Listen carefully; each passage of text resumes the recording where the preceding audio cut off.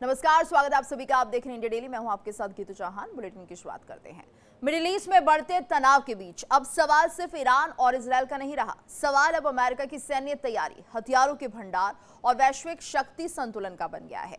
Iran युद्ध के बाद अमेरिकी मीडिया में दावा किया गया है कि कैंप डेविड में राष्ट्रपति डोनाल्ड ट्रंप और रक्षा मंत्री पीट हेगसेथ के बीच हथियारों की कमी को लेकर तीखी चर्चा हुई है। रिपोर्ट के मुताबिक ट्रंप इस बात से नाराज थे कि मुख्य हथियारों की कमी का समाधान अब तक नहीं हुआ, लेकिन ट्रंप ने इन खबरों को फेक न्यूज बताते हुए पूरी तरह खारिज कर दिया है।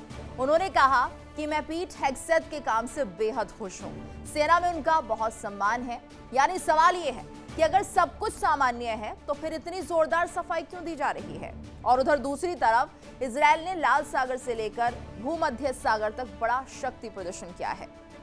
तो युद्धपोत, पनडुब्बियां और संयुक्त नेवल ड्रिल ये सिर्फ अभ्यास है या ईरान के लिए रणनीतिक चेतावनी। इसी बीच सेंटकॉम ने यूएसएस बॉक्सर से बड़े समुद्री ऑपरेशन की जानकारी दी है। दावा है कि 49 कमर्शियल जहाजों का रास्ता बदला गया है, 2 जहाजों को निष्क्रिय किया गया और 2 पर चढ़कर जांच की गई है।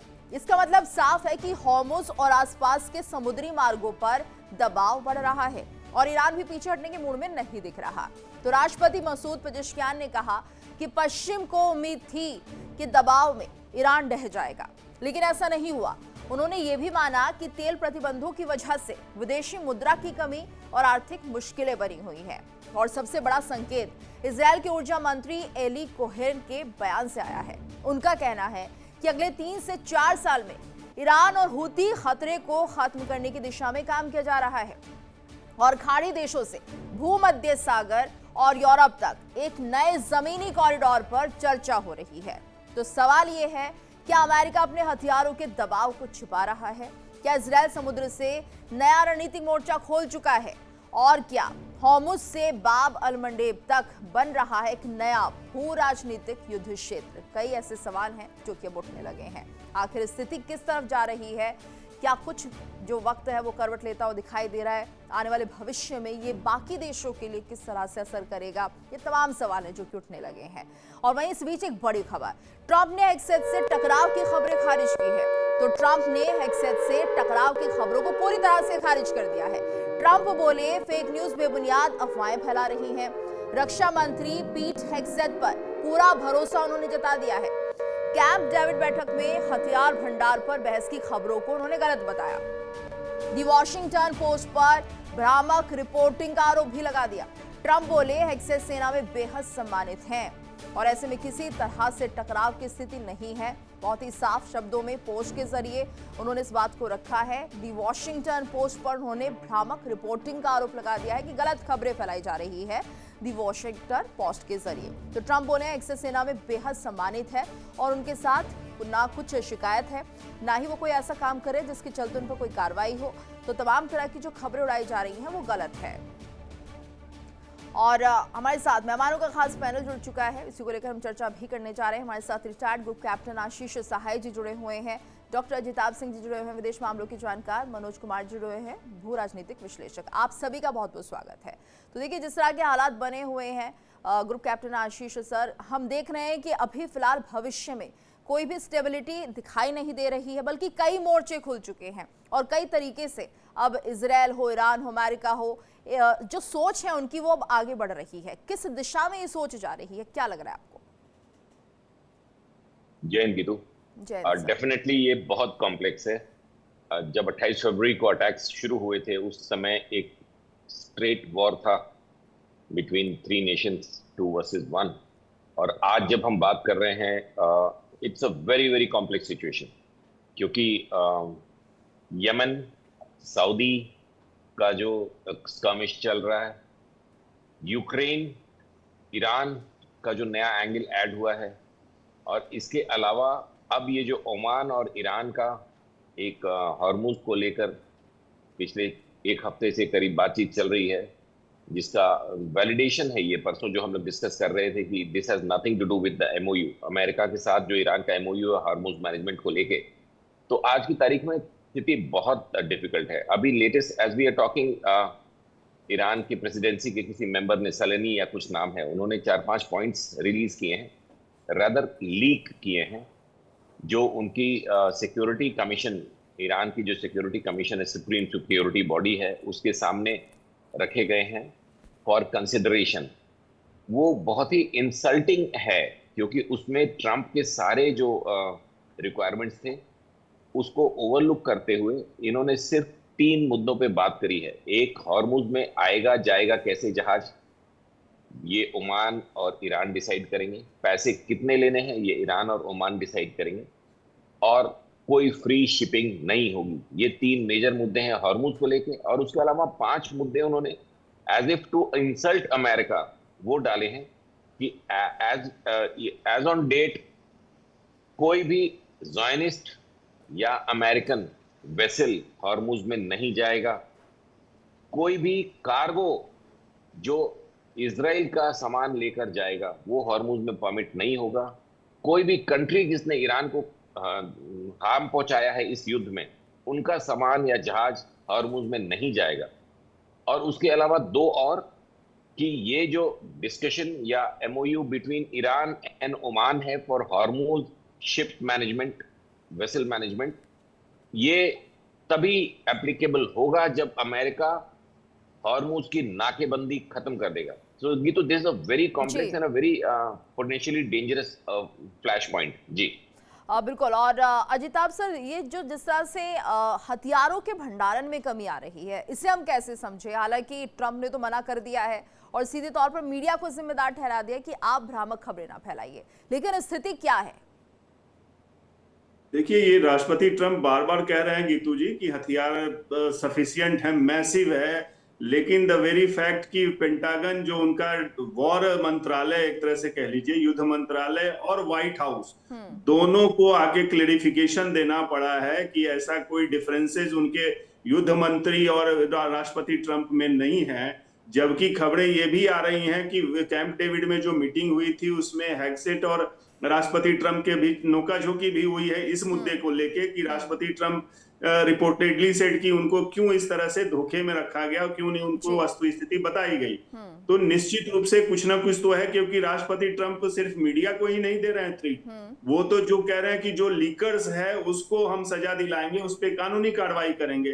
तो इससे साफ झलक रहा है कि कुछ ना कुछ तो ऐसा है, वो लीक की बात एक्सेप्ट कर रहे हैं, लीकर्स वो वर्ड यूज कर रहे हैं। दैट मींस कि उसमें हथियारों में कमी है और ये कई सूत्रों से आई है जो उनके। तो अजिताभ सर, ये जो दोनों के बीच बहस हुई है, क्या कुछ अभी तक सूत्रों के हवाले से खबर मिल रही है? क्या वेपन्स की कमी हो गई है इस मुद्दे को लेकर हुई है और ये जानकारी ट्रंप को नहीं दी गई, या फिर जो लीकर्स हैं जो खबरें इधर की उधर कर रहे हैं उनको लेकर बहस हुई है? मुद्दा क्या रहा? नहीं, मुद्दा तो असली मुद्दा यही है कि हथियारों की, वेपन्स की, एमुनिशन की कमी है। और वो खबरें कई मायनों में आ रही है कि थर्ड 80% से ज्यादा इनके कंज्यूम हो चुके हैं। 65% इनके जो मिसाइल्स इंसेप्टर हैं, खास करके पैट्रियोट, वो इनके कंज्यूम हो चुके हैं। इसके अलावा अदर वेपन्स भी जो हैं, 7 मुख्य जो वेपन्स यूज किए गए हैं खाड़ी के ईरान के अगेंस्ट में, उसमें से 4 के स्टॉक कम हो गए हैं। ऐसा नहीं है कि अमेरिका के पास खत्म हो गया है, बट अमेरिका ने इतना अपने आप को फैला लिया है, इजराइल को भी बचाना है, देना है, गल्फ में भी डिप्लॉय करना है, ईरान पे भी अटैक करना है। तो उस केस में यूक्रेन भी उनके लिए एक लायबिलिटी बना हुआ है। तो उस केस में इतने डाइवर्सिफाइड इन्होंने अपने बिल्कुल। और वजह शायद ये भी हो सकती है जिताब सर, क्योंकि दिशाहीन हो गया है अमेरिका ईरान के मामले में, और जो उसने सोचा था वो पूरा नहीं हो पाया। इस वक्त एक बड़ी खबर आ रही है, अपने दर्शकों को पहले उससे रूबरू करा देते हैं।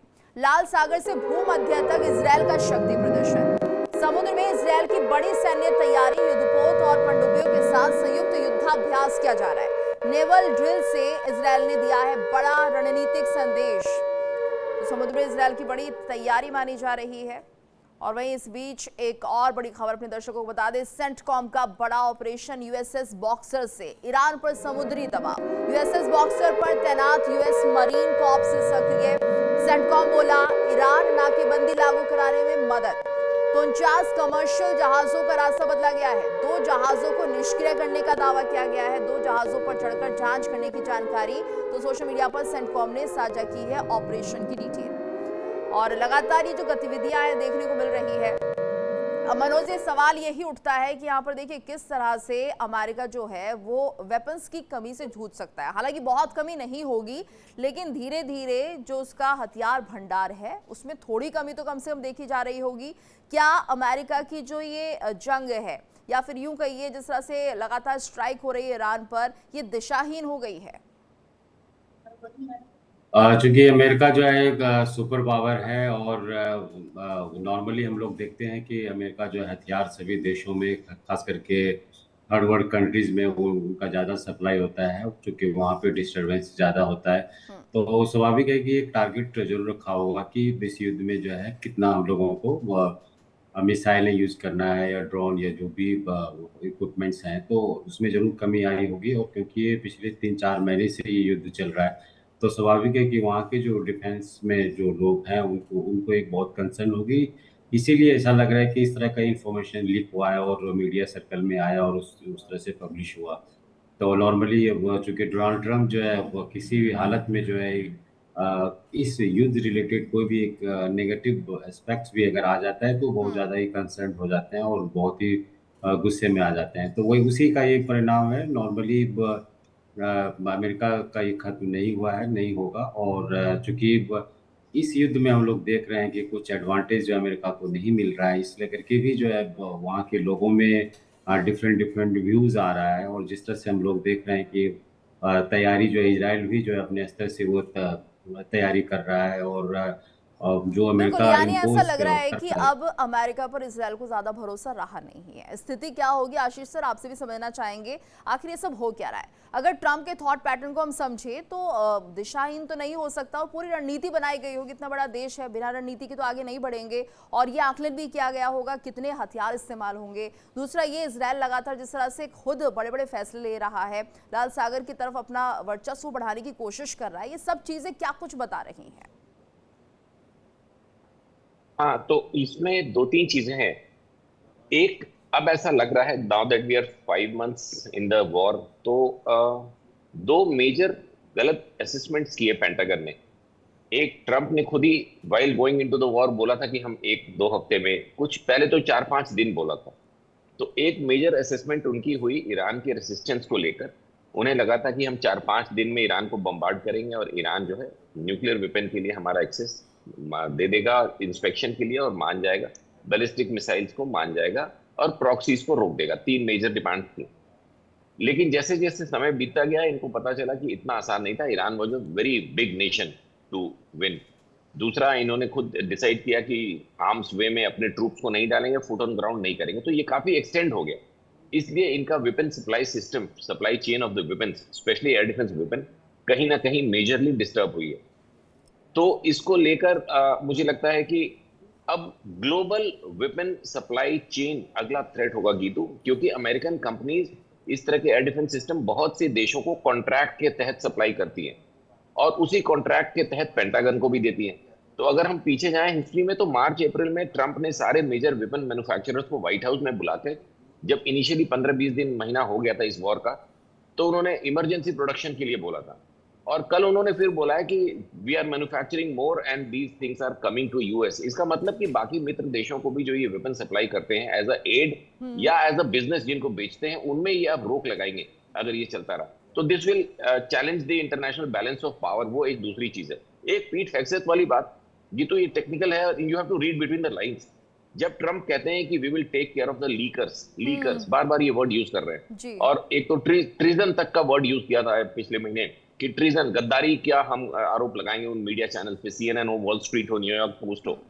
तो लीक बोलते ही इज वैलिडेटिंग कि there was something, Camp David में कुछ हुआ। अगर ये आउटराइटली डिनाई कर देते कि पीट हेग्सेथ का पेंटागन से या पीट हेग्सेथ का ट्रंप से कोई डिफरेंस ऑफ ओपिनियन या कोई वार्तालाप नहीं हुई है ऑफेंसिव रिगार्डिंग दी वॉर और दी प्रोक्योरमेंट प्रोसेस या जो एयर डिफेंस वेपन्स को लेकर, तो ये बोलते कि ये झूठ है। लीक बोलते ही वो ये एक्सेप्ट कर रहे हैं कि there is something happening, shortages हैं, उस पर डिफरेंसेस हैं, कुछ ना कुछ हुआ है।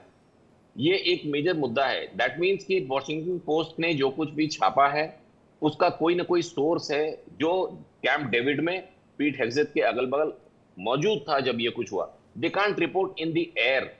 तो ये एक मेजर मुद्दा। तीसरा, पीट हेग्सेथ has some differences with Dan Kane and some of the senior military leaders of America. उन्होंने टेक ओवर करने के बाद पीट हेग्सेथ के टेक ओवर में बहुत चैलेंजेस थे. वो he was a alcohol addict. उन्होंने फिर प्रॉमिस किया अपनी कांग्रेस के सामने कि मैं अब आज के बाद लिकर नहीं टच करूंगा. तब उनको ये पोस्ट दी गई थी. काफी गंदी बातें हुई थी. उसके बाद उन्होंने पूरी दुनिया के सारे मिलिट्री कमांडर्स जो अमेरिका के थे उनको बुलाकर और बहुत गलत तरीके से अनबिकमिंग कंडक्ट के तहत उनको गलत शब्दों में नवाजा था कि आप लोग फिट नहीं है, आप लोग वॉर रेडी नहीं है. Pete Hegseth is the school of white superiority. वो मान के चलते कि व्हाइट्स आर बेटर. तो ब्लैक कमांडर्स भी थे उसमें. वो काफी उस वक्त से पेंटागन के सीनियर लीडरशिप ने पीट हेग्सेथ के इस बात को और कई अलग मुद्दों पे उनको डिफरेंटली देखा है. हालांकि पीट हेग्सेथ रेगुलर आर्मी में सर्व कर चुके हैं, वो मेजर थे, but he is not in sync with all the commanders. तो कुछ डिफरेंसेस वहां भी होंगे. जी गीतू. बिल्कुल. और इस बीच एक और बड़ी खबर सामने आ रही है. ईरान में बड़ा ऊर्जा संकट टल गया है. राष्ट्रपति मसूद पेजेश्कियान का बयान. सर्दियों में बिजली, पानी और गैस कटौती का खतरा था. हीटिंग और बिजली संकट की आशंकाओं का जिक्र किया. तो सही मैनेजमेंट और सहयोग से संकट टला है. जनता ने बिजली और गैस की खपत कम करने में मदद की. पेजेश्कियान बोले, लोगों के सहयोग से स्थिति संभली है. क्या कुछ कहा सुनाते हैं. اونه که دولت رو تحویل گرفتیم بازم مفصله، اما بروندادش این بود که با قطعی برق و آب و گاز و اینا در زمستان میبایست مواجه بشیم. ذخایر ما در انرژی همش 1,200,000,000 لیتر بود. بحث این بود که در زمستان ما هم برق نخواهیم داشت هم گرمایش. این مردم بودن که در مصرف برق و گازشون خیلی به ما کمک کردن. तो ईरान के लोग न जाने कब तक मदद करते रहेंगे, सहयोग करते रहेंगे. अजिताभ जी, और क्या सरकार की जिम्मेदारी नहीं है कि ईरान के लोगों के लिए कुछ अच्छे फैसले लें, सोचें? यहाँ पर अब देखिए, सब ज़रूरी जो सामान है वो कम होने लगे हैं और बिजली और गैस की खपत की जिक्र यहाँ पर किया जा रहा है, पेजेश्कियान जो बोल रहे हैं. तो ऐसे में कब तक ये हालात ऐसे ही चलेंगे और क्या आने वाले दिनों में ये और ज़्यादा ख़राब नहीं होंगे अगर यही स्थिति बनी रही तो? बिल्कुल. देखिए, ईरान की लापरवाही और खास करके इस्लामिक रेजिमे की जो पॉलिसीज रही हैं वो बहुत ही नकारात्मक रही हैं. तभी तो ये स्थिति आ गई. एक तरफ युद्ध का इतना बड़ा उन्होंने जंजाल ले रखा है और दूसरी तरफ वहां आर्थिक स्थिति खास करके अमेरिका की आर्थिक नाकाबंदी से बहुत ज्यादा बिगड़ी है. 47 साल के प्रतिबंध से ना तो वो कोई हथियार खरीद रहे हैं, ना तेल प्रॉपर गैस बेच पा रहे हैं. इतना होते हुए भी सच्चाई यही है कि अगर ईरान ने अच्छी पॉलिसी अपनाई होती तो आज वो खाड़ी के देशों को टक्कर देने की स्थिति में होता. इतने उसके पास रीच रिसोर्स कह लीजिए ऑयल एंड गैस के हैं, दुनिया का एक बड़ा वो सप्लायर होता. लेकिन उसकी अपनी नाकामियों की वजह से ये सारी चीजें हुई हैं और उसकी वजह से आवाम को, वहां की आम जनता को बहुत ही दुर्दिन देखने पड़ रहे हैं. इसमें कोई संदेह नहीं है. वहां इन्फ्लेशन कहते हैं कि पता नहीं कितने % बढ़े हुए हैं. जो ईरानी रियाल है उसकी 1.8 मिलियन उसकी वैल्यू हो गई है डॉलर के बनिस्बत. तो ये सारी जो तबाही ही दिखा रहा है. और आश्चर्य इस बात का है कि ईरान की जनता अभी तक इनको बर्दाश्त किए हुए है. राष्ट्रपति ट्रंप ने सोचा था कि जनता विद्रोह कर देगी इतनी दबावों के बाद, इतने अटैक के बाद. वो नहीं हुआ. तो ये तो ईरान की रेजिमे को, इस्लामिक रेजिमे को दाद देनी चाहिए कि उनकी जनता उनके साथ खड़ी है. नहीं तो वो तो कब की टूट जाती और कब की बगावत इनके अगेंस्ट में कर देती. निश्चित रूप से ईरानियन जो इस्लामिक रेजिमे है वो फेल रहे हैं अपनी जनता को बचाने में, उनको प्रॉपर सुविधा दिलाने में. और अब देख लीजिए, गैस उसके पास इतने प्रचुर हैं और गैस की वजह से उनको बिजली नहीं मिलेगी. ये दिखाता है कि ईरान की कितनी तबाही हुई है. अमेरिका की अटैक ने निश्चित रूप से ईरान के जो जितने भी सोर्सेज एंड रिसोर्सेज हैं उसको निस्तनाबूद करने में कोई कसर नहीं छोड़ी है और उसकी वजह से ईरान आज इस हालात पे आ गया है. और बड़ी खबर अपने दर्शकों को जरा हम बता देते हैं. प्रतिबंधों पर ईरानी राष्ट्रपति का बड़ा बयान सामने आया है. प्रतिबंधों को लेकर ये बड़ा बयान. राष्ट्रपति मसूद पेजेश्कियान ने दबाव की राजनीति पर निशाना साधा. उन्हें उम्मीद थी कि दबाव में देश ढह जाएगा. अब वो खुद हैरान है कि ऐसा नहीं हुआ.